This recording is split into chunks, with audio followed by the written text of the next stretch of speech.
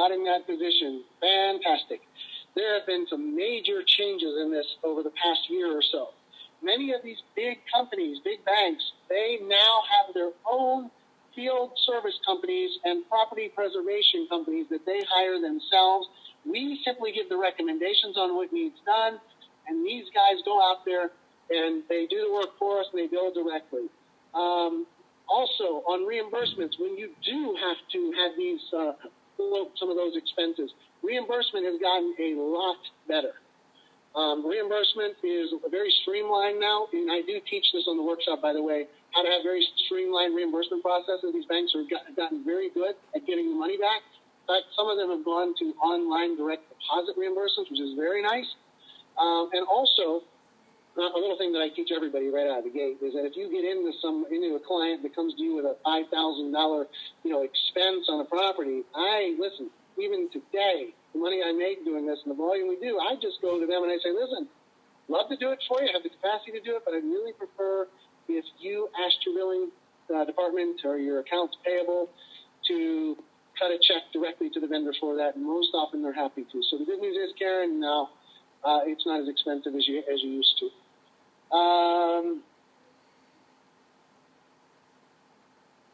Leroy, this is easy. It goes right along with this. Do you have to have a contractor to make repairs up front to get REO listings? You can just pretty much go on Google and dial and type in REO vendor in your marketplace, and you'll find a slew of them. All contractors have gone into that business. So, and a lot of them, Fannie Mae, they have what's called SAMS vendors, and it's very easy to find who the SAMS vendors are as well.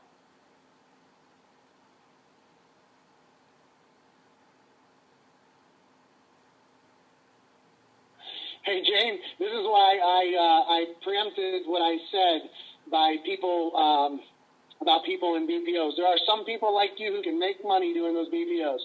She does not accept BPOs for 40, 50, or 75. Good for you. I certainly wouldn't either. Oh, Becky, awesome. Listen, you are exactly who we like in these workshops. You'd be a big help to people.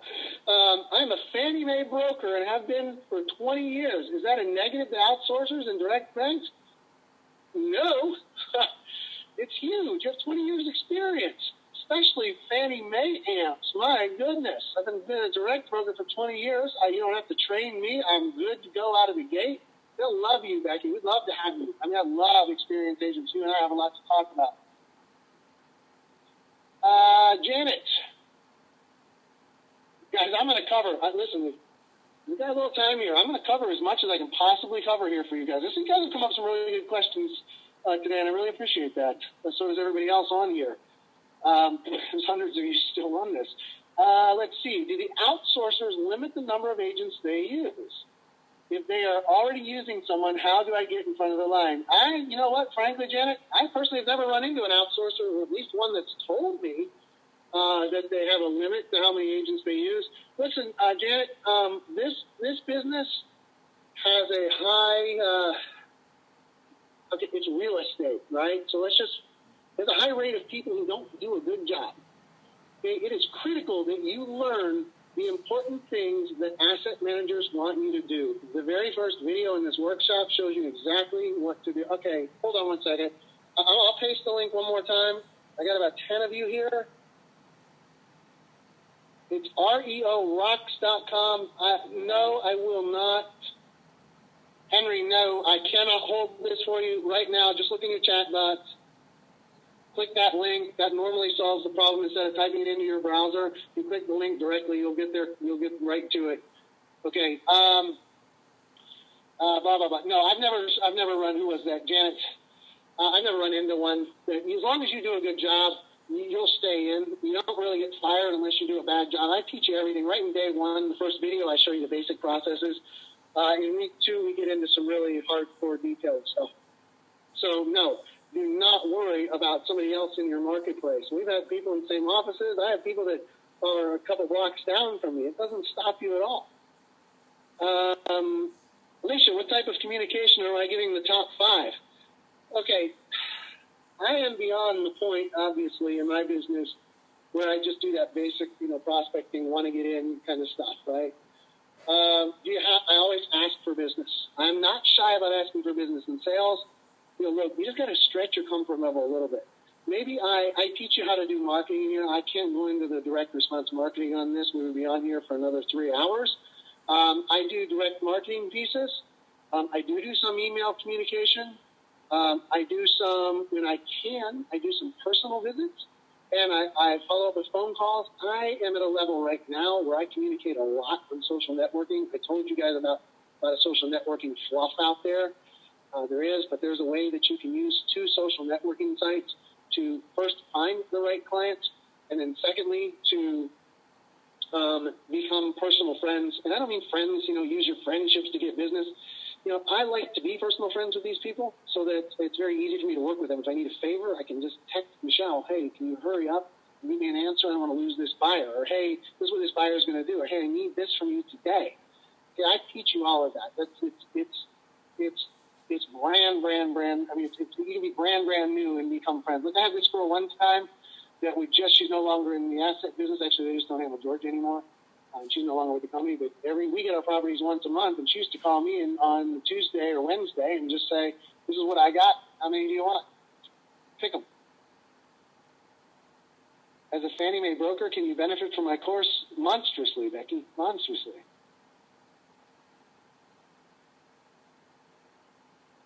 No. It's not Ario Rockstar. It's Ario Rockstars, Valentina. Again, love that name. REORocks.com. REO Rocks. And yes, that is correct. Congratulations, you're in. Jerry, do you have to have a team of contractors to make repairs to landscaping, et cetera, in order to get REO listings assigned to you by asset managers? No, you don't have to know any of them, but you can round them up in a matter of about 3 seconds. And like I said, a lot of times they have their own field service companies. Let's see. Why am I muted? You're all muted because we have hundreds of people. We are maxed out. You can enter your questions in here. All right, Mary, welcome aboard. We're competing in our marketplace. Listen, no time at all. I'll have you crushing people. Chris, I've worked with REO companies in the past and know their process. Of course, that's an advantage. Like applying for a job at Coca-Cola, having worked for them before. Of course.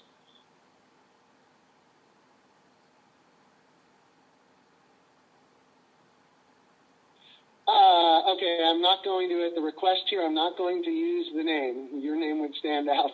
I'll respect that.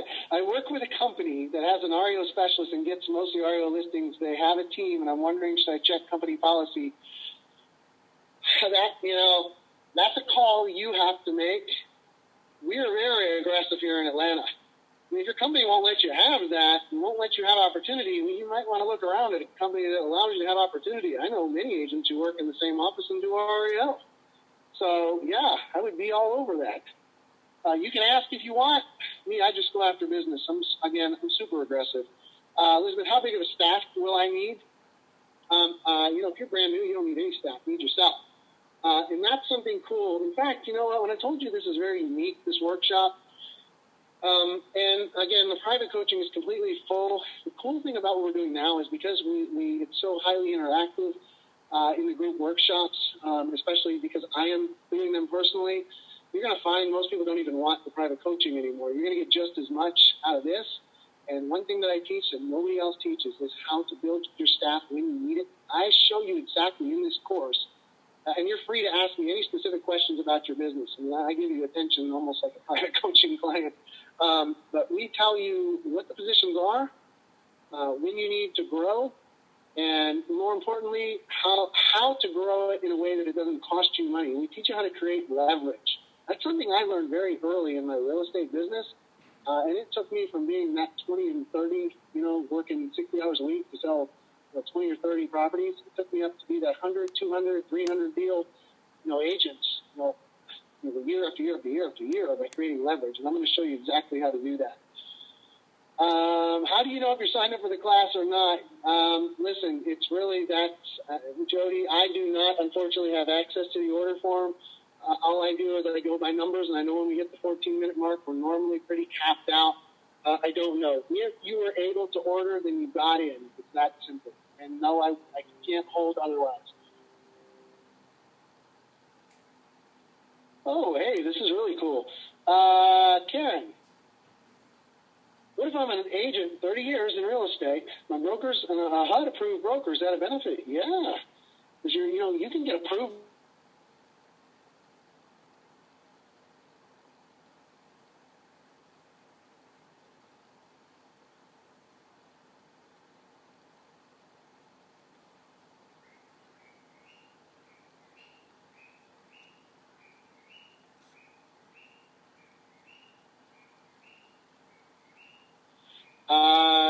This is not true, Craig.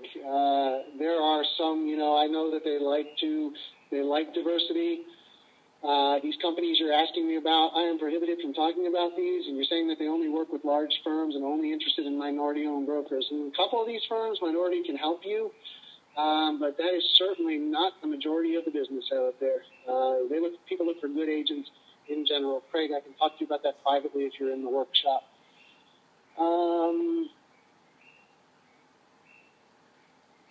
No, Adam, I don't think this will matter at all. We got a couple of good HUD people on here. We have experience with HUD, not as much with other REOs. Does this matter to other outsourcers? No, you're going to find that just because you're handling default property, period, and that is exactly, Adam, how I would put that on your resume and your applications. Yeah, Chris, I agree with you. Listen, I'm going to answer this, and I'm going to get to your thing about minorities, Chris. Adam, always use the wording default. I have experience with these default properties. Mention your REO experience as well. That's going to be a big benefit to you. So no matter what your experience is, whether it's short sale or HUD or whatever, just call it default experience. It'll work very well for you.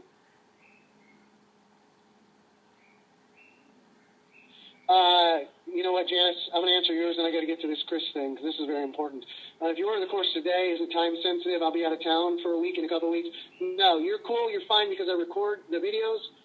They go at your pace, and I will record the calls for you, and I always post them up so you can listen to them over and over and over again, and you can ask me personal questions, so no, it won't hurt you one bit. Chris says that is not true. I'm minority-owned and a female. They don't care. Yeah, like I said, I'm prohibited from speaking about that, and I certainly don't want to say minorities have an advantage or don't have an advantage. I will just put it this way. I know some of them ask. I have seen situations where people who were minorities were able to get in when other people with equal experience weren't. Does that mean they got preference because of that? I don't know. Maybe they just like them.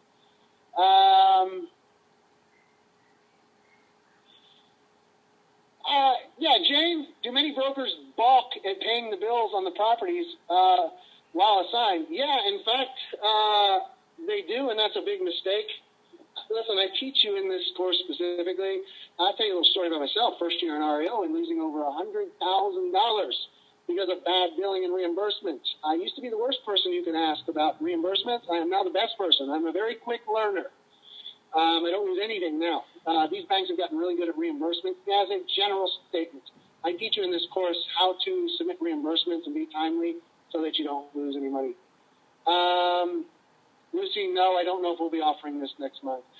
Are there REO designations available? Janet, okay, and do we need it with what you're going to show us? No, I have zero, count them, zero REO designations myself.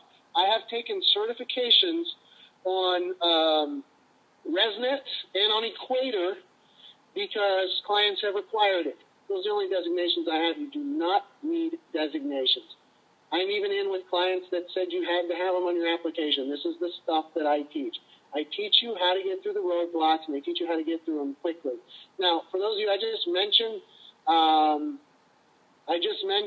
ResNet and Equator. For those of you who don't know, those are two very big platforms, online platforms that a lot of these companies use to find agents. Most of the time, they don't just stumble across you and say, here's business. It does happen. And in fact, I show you what my profiles look like in the workshops. You can just copy and paste. A lot of people just do that. But you'll need to sign up with these. I would recommend anybody just go ahead and sign up now, because when you sign up and register these companies, most of them are going to say, are you on ResNet? Are you on Equator? What is your, what's it called? What's your ID? So go ahead and sign up. It's res.net, R-E-S.net. And